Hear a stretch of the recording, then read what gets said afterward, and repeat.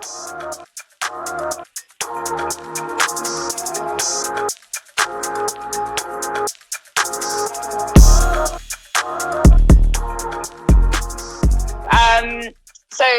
throughout this whole week, I've been just having lots of different interviews with different people, talking about how, this COVID-19 epidemic or pandemic, has affected everybody. And you know what? People's story is crazy. Like the things that people are actually going through and all of this is actually quite mad. Yeah. So we've talked to teachers, we've talked to students, we've talked to business owners, we've talked to couples, we've talked to a whole bunch of people. And then when I hollered at you was the day, not long before then, I was like, oh no, I forgot about the singles. No, what am I gonna do? They're leaving us out. I know. Suffering. I know. So I was like, yeah. So I was like, quick. So that's why I hollered at you. I was like, okay, we need to do something for the singles. We need to get talking, get the singles. Let's talk about being single, dating in this season, in this quarantine era that we're in, because it's definitely new for everybody. And if people have questions about dating, should they be dating in this period? Which I'm sure people will start getting in. No. I just ask people if they have questions. That's it. I know you have questions. I know you got answers for this. I would like to introduce. Everybody knows my name, okay? No. Actually, in fact, not everybody knows your name. So here's the thing. How about you introduce yourself? Tell us what you know. Tell us about yourself. Not everybody knows. So tell us your name and what you do. Okay, so my name is Cherlene Wilson. Sorry, I got nervous. My name's Cherlene Wilson, and I am the founder of Purity Talks, which serves as a platform to normalize the narrative of sex in the Christian community and the church. And the way that we do that is through conversations, workshops, coaching, group coaching, one-to-one coaching.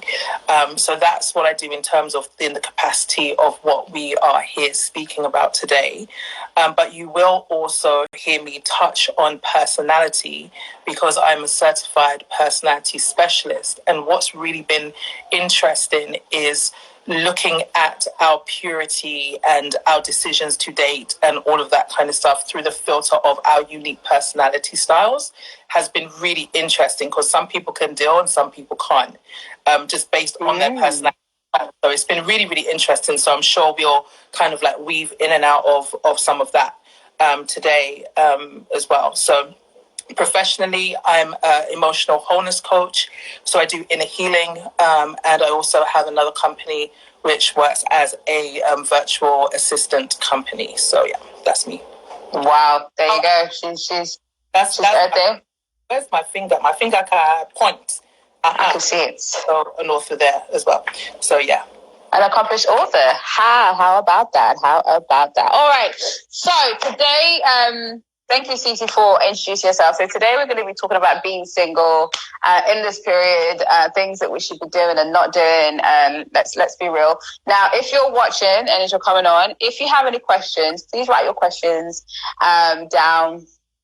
Put them in the comment box and we'll go through it. There's also a little box that has a question mark by the side of your comment box where you post your comments. Just click that, put your questions in there, and then I'll be able to see it. So let's get the questions coming in because I'm sure there's going to be lots to lots to ask and stuff like that. Okay, so let's start with you. How have you? First of all, are you single? Yes. Sorry, said that I thought about it for a second because I'm like, how are we defining that? But no, I am like slice of cheese. Are you married? Are you in an exclusive relationship? I'm not exclusive. No. So you're single then. That's just it. You're single. That is it. But okay, are you dating? Are you checking the field out and seeing what's out there and talking to different guys? 100%, like 150%. I am. And, can I just introduce Nana Olu, just because Nana Olu is going to chip in and out here, which is, guys, it's just basically, I've just got an accent that is compulsive and comes out time to time. So I just have to let you know, yes, I'm Jamaican, but the accent is Nigerian or Ghanaian. We don't know yet. So that's why it's called Nana Olu. So it is what it is. So it will come out. Mm-hmm. Yes, I'm quite busy actually on the dating scene. And I'm speaking to a few people at the moment. But I just want to. It's so interesting because having lived in America and then also lived here, the dating cultures are very different. So in America, you can be speaking to, as in getting to know someone. This is minus anything intimate. As many people as you choose. Like, why not? Hey, my God. Sorry, I just had a little notification on my other phone. Don't worry about it. If you guys are on my Instagram, please go over to Purity Talks Online. If this cuts out, you'll find the link in the bio. So I am speaking. I'm getting to know a number of people, and my philosophy is you cannot make a choice from one option. So I'm getting to know a number of people to find out if there's some level of compatibility. Definitely on the road of looking for a purpose partner, opposed to just someone to spend time with, or marriage being the destination. For me, marriage is the start point. So just because I understand like the stuff that I've been studing as a woman, I want to take the time to get to know somebody to see if I would want to match my queendom with their kingdom, and let's just do this thing. So, yes, I am. Okay, so you said something about the American culture and the British culture. Which one are they? Is there one that's better than the other or easier than the other? No, I wouldn't say better. I would say different. I would say definitely different. Like here, like when I've been at different events or my own events, and I've spoken about, speaking to multiple people or getting to know multiple people, it's like shock horror. Whereas in America, it's like, oh yeah, cool, that's normal. Do you know what I mean? So like here, I just think it's a bit different. And if I put it through the filter of being a Christian, like this is through the filter of being a Christian, it's just like, oh well, no, like how could how could you possibly? But like you're just getting to know somebody, right? Just because Right. you're getting married tomorrow and walking down the aisle, like no. Get to know people. Don't, the ceiling is not going to peel off and God's just going to drop your husband in your lap. It's not going to happen, that lady. If only that could happen, life would just be easier and we could just deal with the rest of life. And then, at least that starting point is done. Let's move on to the next part of life. So much easier. But yeah, it can't be done. Okay, so what are your thoughts on on dating or getting to know multiple people? Some people think yeah, some people think no. As a Christian, should you not? What are your thoughts on that? And why would you not? Let me throw it back to you. As a Christian, why would you not get to know multiple people? If you know your boundaries, if you understand that you're not crossing emotional boundaries and that you're okay with that, then what is the harm in getting to know someone? Now, when it gets to the point where I feel like, okay, cool, me and this person, like we really click, there's mutual interest, there's mutual desire for exclusivity, then that's a different conversation. But in the meantime, I'm get to know someone, and the people to know that they also know that I'm actually speaking to other people. Like I don't hide it. Did you get what I mean? Yep. And when you're on like dating websites, like it's assumed that you are anyway. Does that make sense? So yeah. Okay, so Michael asks, when do you go solo? You go solo when there's been a conversation where you've actually agreed that there's interest and that you want exclusivity. Until then, the way that I phrase it is like nobody's claimed me. True. So until they physically, verbally say that I want you to be my girlfriend, that's the only time you will say, okay, I'm yours. But until then, until you say it, you can just, I'm talking to you, but I'm talking to everybody else. This is my point. And look, one of the things that I've learned as I've been going through this whole dating process is clarity and brutal honesty. Like those two things, just very, very, because guys, I mean, me, I'm big people out here now. Like I'm gonna be 40, guys. Can you believe? All right, can you hear me now? Hey, look at that! Look at better? that! It's like music to the soul. Oh, there we go. oh. Clean this. Okay, I changed my phone as well. So did you? I'm using yeah. So I've got this one, and then this one might. I'm just hoping that this just eliminates everything. So feel free to start from wherever you want to start from. Okay, cool. All right, brilliant. Anyway, guys, if you have any questions, just write your questions in, and we'll just go from there. It'll just be easier. So it's okay. Okay, so and I just got to remember what we were talking about. Oh yeah, the Christians and dating multiple people, and then you were talking about being on Bumble, and yeah, take it from there. Yeah, so I've been on Bumble, but how much of the Bumble story did you hear me say? Not a lot. All I heard was you say I'm on Bumble, and then wow, just dropped. That's good. So I could have been sharing some information that I shouldn't really be sharing. God is mighty. He's mighty. Okay, so yes, I've been on Bumble. I have a love-hate relationship with Bumble, to be honest. I'm saying I'm out of the phone.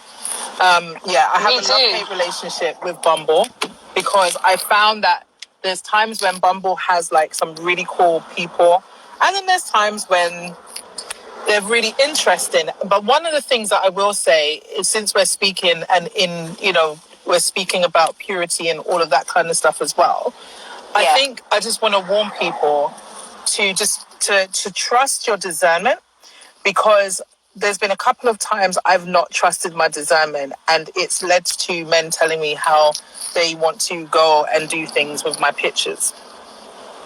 Yeah. And I'm like, are you for real? Sorry. Yeah, I'm being really serious about that. Like these past couple of weeks have been really interesting to me, because I started to get a complex, because I'm thinking, okay, God, like, have I done something wrong? Like, where I'm attracted, because they say that like attracts like. So is there something that's going on inside of me that is causing me to attract men who think it's okay to say, I'm going to take your picture when we finish this call, and I'm going to go and do my bits. And even one guy, and I have to openly apologize to people as well, because I just think, with the quarantine and with Purity Talks and what Purity Talks is, and how Purity Talks is a ministry that reaches out to help people in the area of purity. For me, like, I dealt with some shame and I dealt with some guilt about maybe 2-3 weeks ago, because I was speaking to this guy as far as I was concerned, quite innocently. And this guy, I didn't realize, was actually being turned on by me being myself, as he put it, which is just as I'm speaking to you now. And then I said to him, like, what are you doing? Because I just heard like his tone changed. I said, what are you actually doing right now? And he was like, oh, like nothing. So long story short, and I don't want to go into the details for the sake of people's, purity. I won't be too descriptive. But basically what he did is he turned the camera around and exposed himself on the camera. And I'm just like, bruh, like, why are we doing this? Like, we've gone from pictures of male organs to video. Like, just like, bro, like, this is... Like, what made you think? What in our conversation made you think that it was okay for you to do this? And I'm abstinent. You know that I have Purity Talks. My language to you hasn't been sketchy. It's all been above board. Like, if you've made innuendos, I've dodged them. If you whatever you've said to me, like, I've not spurred you on. So what made you feel like it was actually okay to turn the camera around to show me your organ? I didn't get it. Like, when I tell you guys that I was so shocked, frozen still, I could not move. I couldn't. So many things were going through my mind, okay? Like, listen, I'm female, innit? Like, I'm human. So I'm just like, whoa, like, this is actually a real live situation really? Right now. This is actually happening. 1, 2, the levels of disrespect. 3, like, how are you that brazen that you could have your face and then have it? Like, so many things, and it all happened very fast. Can I ask a question? Yes. Can I ask a question, right? Yeah. Was this a Christian, quote, Christian man Was he actually a Christian guy, or was he saying that he was a Christian? No, he said that because me and him, we've been talking on and off for quite some time. So we've been speaking for like maybe like just over a year, but it's one of them casual ones. It's just like a minor, isn't it? It's just like, right, okay. Sure, like you're from the ends, but now I've moved. So it's just like, whatever. Like I actually cut him off and then he came back. And then I'm just like, okay, like, because my pastor was actually, advising me and helping me not to just be like, everybody knows that I'm really, really good for cutting people off in the past. So she was like, okay, basically we're going to work on this because like that's your usual tendency. But it was more of a protective mechanism than it was about me. Okay, like, do I actually need to cut this person off, or is it because I'm feeling that I just don't trust them and that's my own issue? So exactly, yeah. Someone was just saying that the problem is people think it's okay to do things they wouldn't do out in the open. That's what one person said on my other Instagram, and that's true. So I had cut him off, but then I realized I went through some inner healing. I went through, some inner healing stuff, and what came up was that I had this wall between me and men. So when I realized that, I asked Holy Spirit to show me each instance and each guy that I've been really horrible to that I didn't need to be. And he was one of them at that time. So I went back to him and I said, hey, I just wanted to say that I'm really sorry for my behavior, for my conduct towards you, and I just basically repented. And he was just like, oh, okay, cool. So then now he's come back around again and this is what this guy has done. So I'm just thinking, now, like, for sure you got blocked. So he went to the block party, and I blocked him on my phone for text messages and phone calls, but somehow he was able to still text me, and it came through on my laptop. And he was like, I really want to talk to you. Like, I want to talk to you. And then I'm just like, I just ignored it. So this is from March. So about 3 days ago, or 4 days ago, like, he called me on a different number. And I'm just like, and I picked it up because it's a Ghana number. So I'm thinking, oh yeah, cool, like no biggie, like Ghana, like it must be one of my people from Ghana. And I picked up the phone, like I'm all jolly, like, like busting jokes and whatever. And then it slowly dawns on me, the voice. And then I realized, oh, it's him. And then he was just like, oh, I want to apologize. I just told him about himself, like in the most Christian way possible. And I just said to him, like, I said, brother. I said, he's just like, well, I didn't know it was an issue for you. I said, it's not about whether you knew or not. It was the disrespect. It's disrespectful to do to any woman. Like, no woman asked for it and she deserves to have that kind of stuff put on them. Like, who are you to do just that? It's not for your place. It's not your place to do that in the first place. It's not. Which is really, really bad. Like, and it took me, like, guys, I'm being really honest. Like, for 3 weeks, I've been wanting to jump on interviews and da-da-das and my own stuff. But there was so much shame that came. Because in my head, I'm like, how did I get myself in this situation? But I didn't put myself in a situation. It's a situation that happened to me. But when I look back, I'm just like, okay, I need to revisit my filtering system when it comes to dating. I need to have more gates, and I teach on gates. I need to have more gates that I stick to that will ensure that this wouldn't happen again. Do you get what I mean? Okay. So then how do you deal with, because there was something that you said about, is there something in me that's is there something in me that's making guys like this? Like, wait, that's not you, but why would they feel they need to do that? So what can a woman do, or what can even a guy do? Because let's be honest, it does go the other way as well. So what can one do? Push men's boundaries too. This is kind of like what I've boiled it down to. I've boiled it down to men see me as a challenge because I've been abstinent for nearly 13 years. And I think they want to see, like, how serious is she?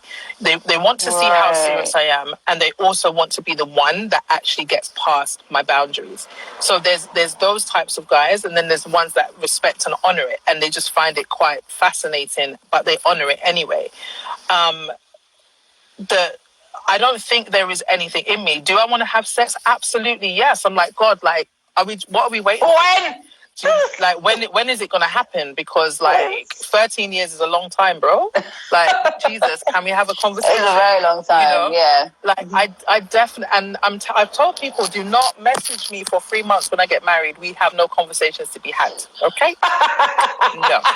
So, you know. 3 months, sis. Wow.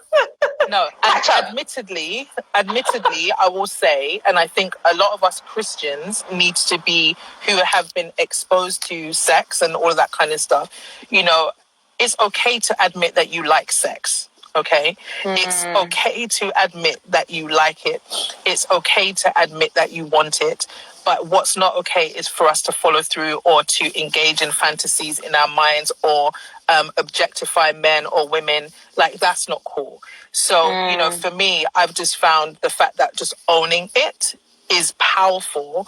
But I just understand that the context in which I'm currently in, i.e. being single, is out of the context in which that act is permitted. So for me, like, am I on heat? Like, probably 4 days out of 7. Absolutely, yes. And I need to figure out, like, girl, listen, it's real in these streets, and this isolation ain't helping.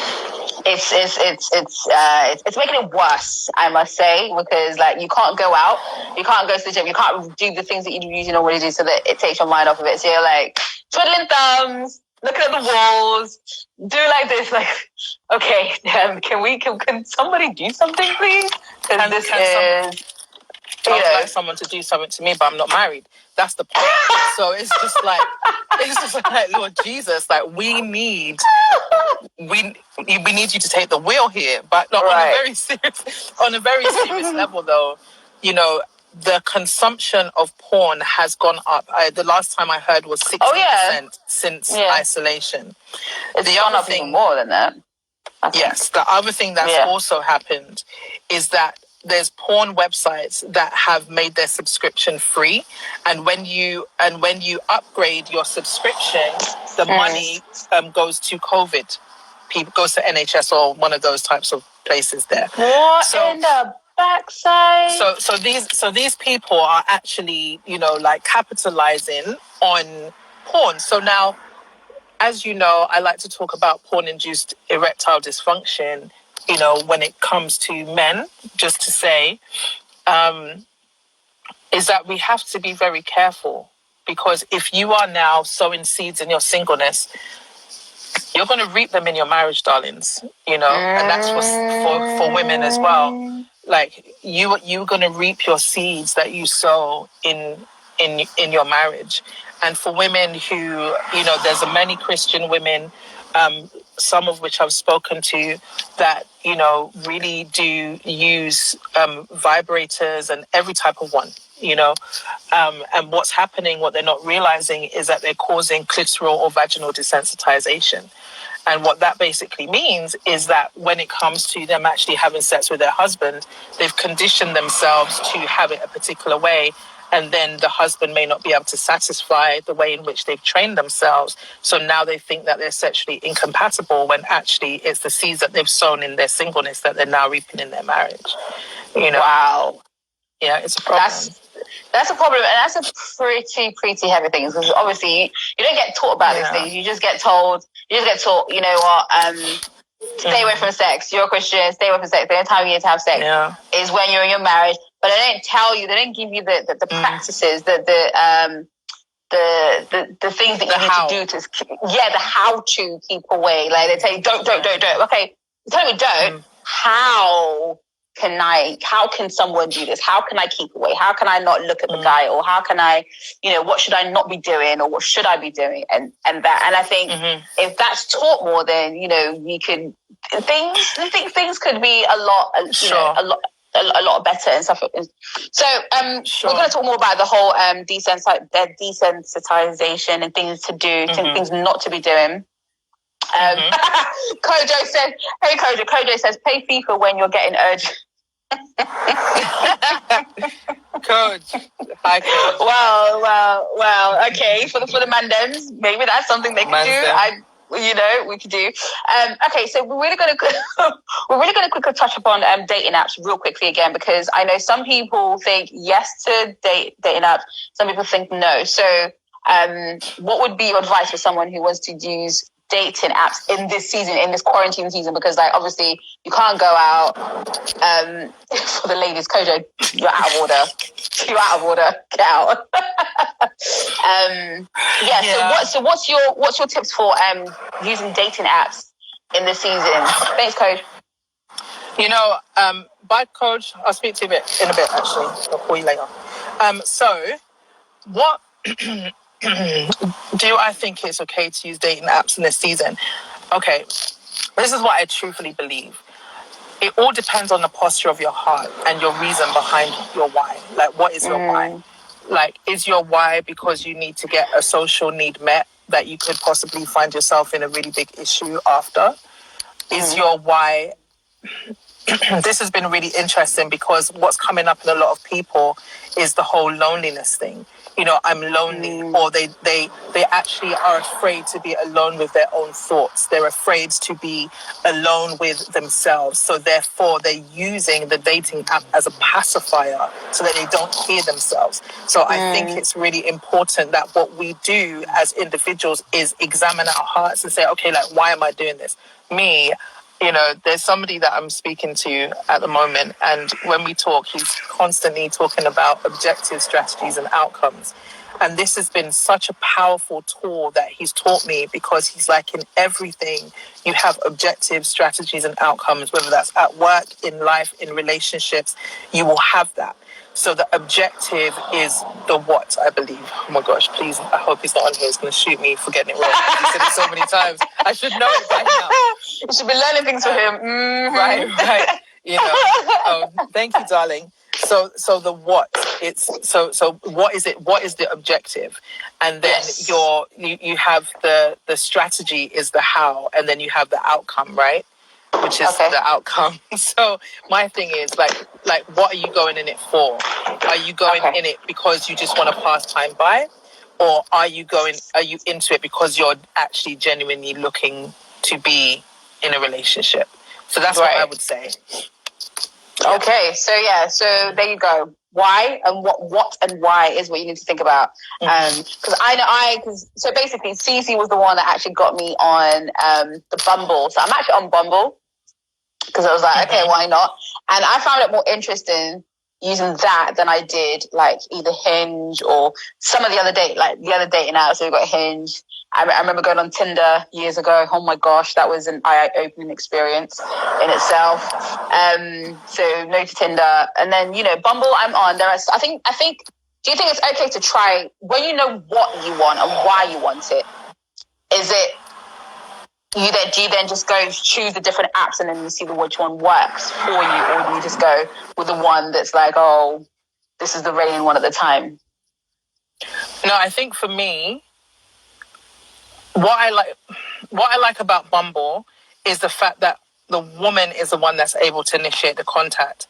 What I was tired of was the uncles messaging me on the other app. Like, high five. It was the uncles. Okay, I was tired of the uncles messaging me. I was tired of the acronym sentences. Like you can tell from somebody's profile. Like you can tell from somebody's profile, like what they're, like if they can speak good English. Do they have good grammar? So for me, it was very difficult to just be okay with all of these uncles. Some of them, they're nearing 60, or I'm just turning 40 soon. And you're messaging me, young girl. Eh? No. I want to be your sugar daddy. Let me come and buy you. Uncle. Let me come and buy you. I could buy you the whole world. Oh yeah, come with me, my bride. I will take you to Dubai. Let me buy you Gucci bag. I thunderfire you. At all. I'm not here for this one, uncle. Eh? No.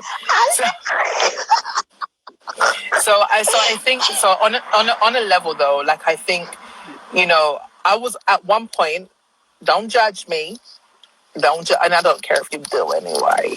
But at one point, I was on 3 different dating apps at the same time. It was like a full-time job. Listen, it was with 3, girl. I think it would be.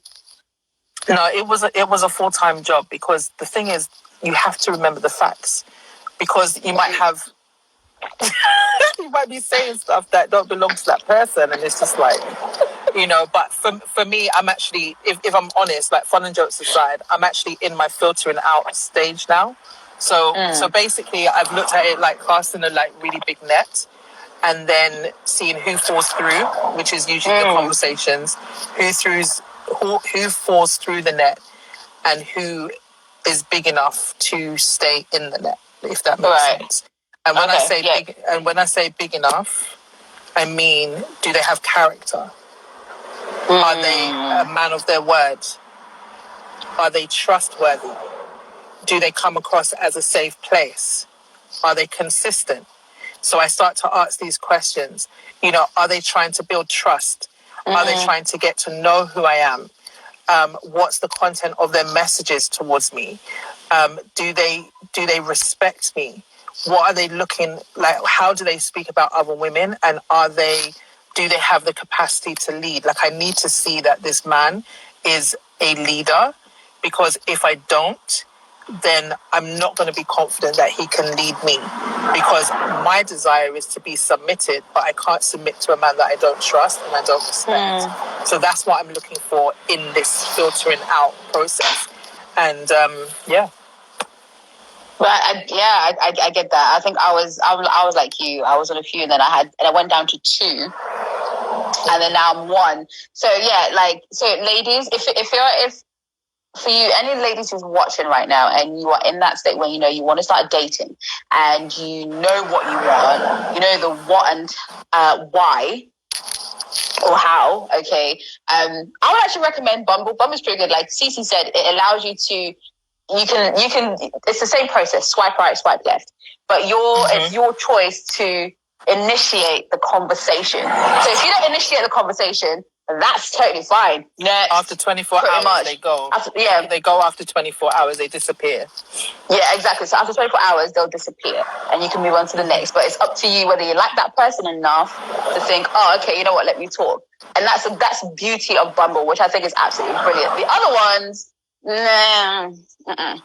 I mean, it's just, you still get those uncles, you still get those bushmen that just want to talk, and you're just like, nah, it's okay, I'm okay, goodbye, just next, completely. So yes, okay. So dealing with urges in this period, obviously some men and women, obviously single. If you're single or guy, this is the time where like your hands, they say idle hands and all that. So there's a lot of things that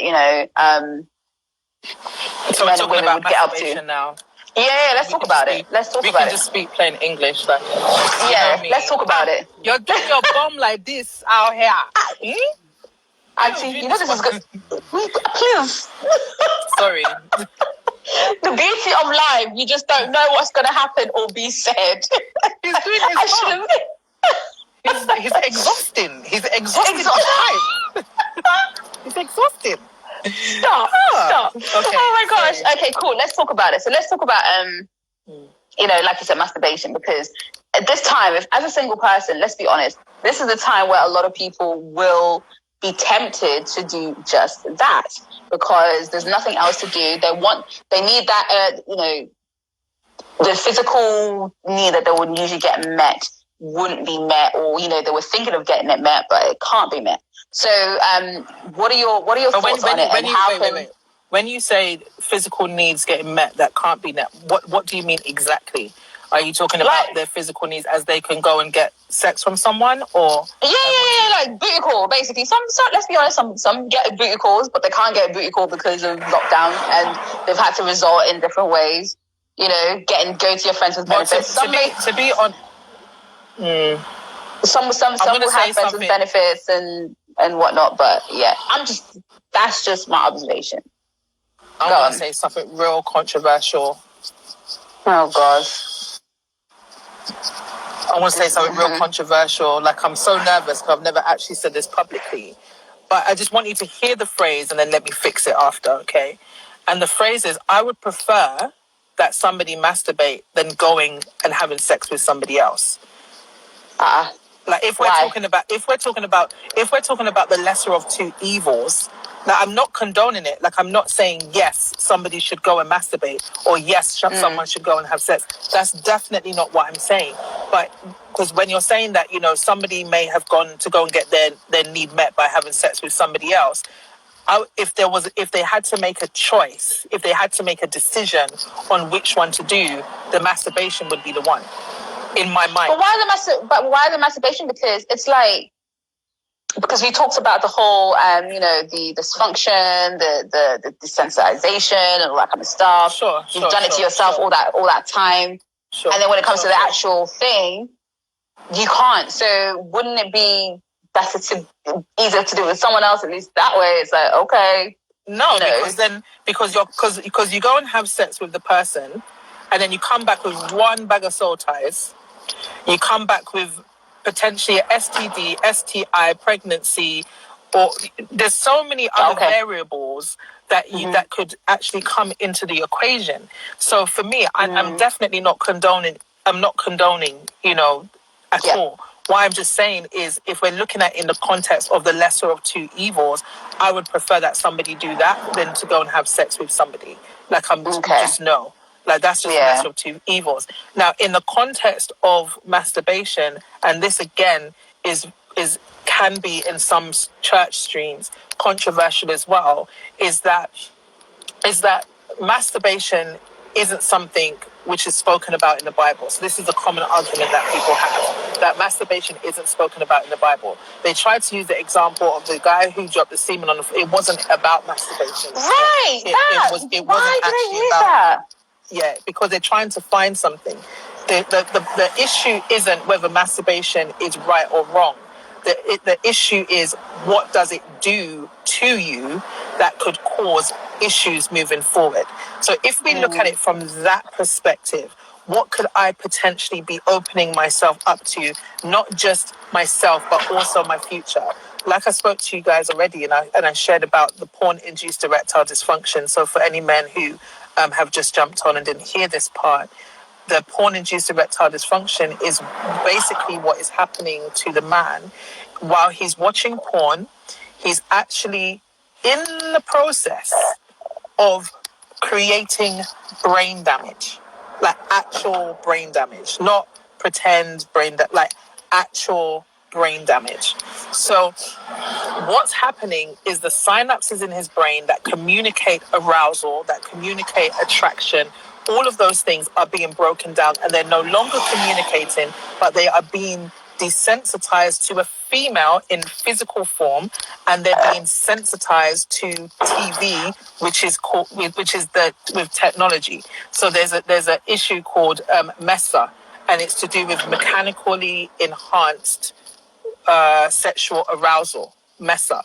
So basically what's happening is a man would not be able to be aroused by a woman physically in front of him because he's conditioned himself that way. And every opportunity that I have to share this, I share it in public. If that man is living his life as a single man, everything else on paper, he is legit, but this is his secret life. And then you have a woman who's using every size and shape of vibrator, all of that, vibrators and all of that jazz. If she's doing that and she's now becoming desensitized, both in terms of internally, so in her vagina, or clitorally with her clitoris, what is going to occur with those two things is desensitization. So now imagine she's living her secret life, but everything else is on paper. Boy meets girl. They like each other. Oh, yeah, we vibe.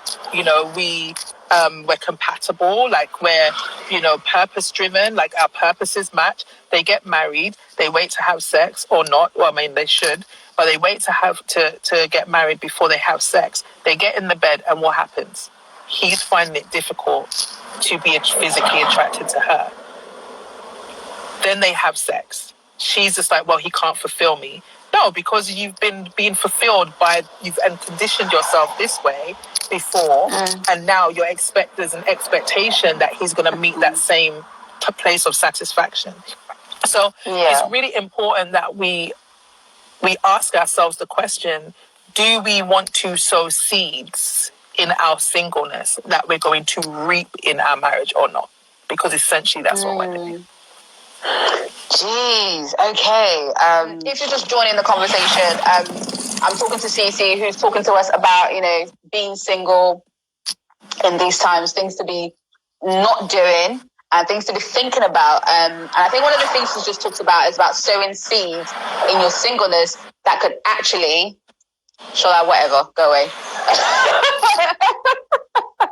So sowing things in your singleness that can reap it in your marriage. So obviously, talking about masturbation, because the effects of masturbation. What it can do as a man. Yeah, it's the effects of masturbation that can happen as a woman and a man as well, doing it with doing things to yourself, and then your physical, the back of your mind, the way it affects your psychological part of your brain, and then going into your marriage, it can then affect your marriage because you're not able to then please your husband or please your wife because you've been doing that to yourself for such a long time. So what you do now essentially will have an effect in your marriage. So you don't want to be doing that right now. You don't want to be sowing those kind of seeds into your relationship whatsoever and whatnot. And I want to further reiterate. Sorry, go ahead. Go ahead.